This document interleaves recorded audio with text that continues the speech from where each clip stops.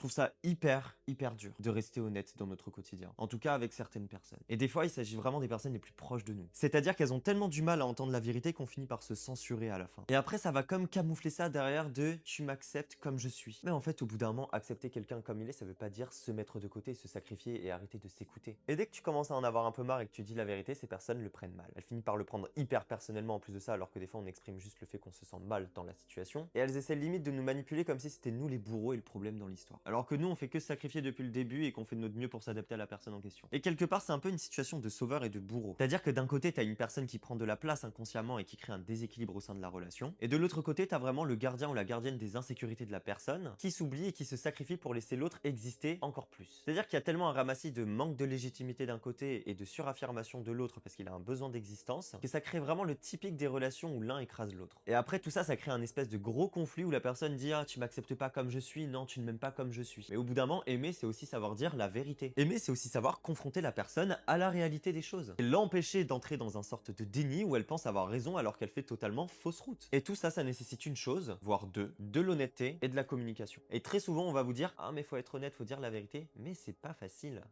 Parce que lorsqu'on se retrouve dans ce genre de situation avec une personne qui ne peut pas entendre, quelque part on prend le risque d'être rejeté, de ne pas être considéré à notre juste valeur face aux efforts qu'on a fournis pour maintenir une relation équilibrée. Et du coup on préchote tout, cette injustice, ce rejet, tout en fait, ces situations-là qui ne sont pas à notre avantage. Et c'est tout ça qui crée un système d'emprise quelque part. D'un côté on a la dépendance affective, la personne qui a besoin d'être considérée, aimée et valorisée, qui prend trop de place. Et tout ça, je le répète, c'est quand même inconscient, la plupart du temps. Et de l'autre côté, on a la personne un peu sauveuse qui se suradapte à la situation, un peu victime de sa blessure du rejet et qui a peur d'être une mauvaise personne si elle confronte l'autre à la réalité. Faut pas oublier qu'un des facteurs de la blessure du rejet, c'est avoir peur aussi de dire la vérité aux gens, par peur d'être considéré comme une mauvaise personne et donc de ne pas avoir assez de valeur intérieurement. Donc oui, c'est très loin d'être facile et cette situation conflictuelle, elle peut être sauvée par 3 points, c'est-à-dire la communication, l'honnêteté et la conscience. On rajoute un petit quatrième qui s'appelle l'acceptation. Et peut-être un cinquième qui s'appelle l'accueil en plus de l'acceptation. Les relations, c'est pas facile, mais il faut se donner les moyens d'y arriver en faisant preuve d'honnêteté. Et si on se retrouve face à une personne qui n'est pas capable d'accepter l'honnêteté et la vérité, par moment, il vaut mieux partir. Il n'y a malheureusement pas de solution magique et des fois même, on repousse ce choix-là parce qu'on sait qu'au fond de nous, c'est le bon choix. Et je vous encourage parfois fortement à le faire. Sur ce,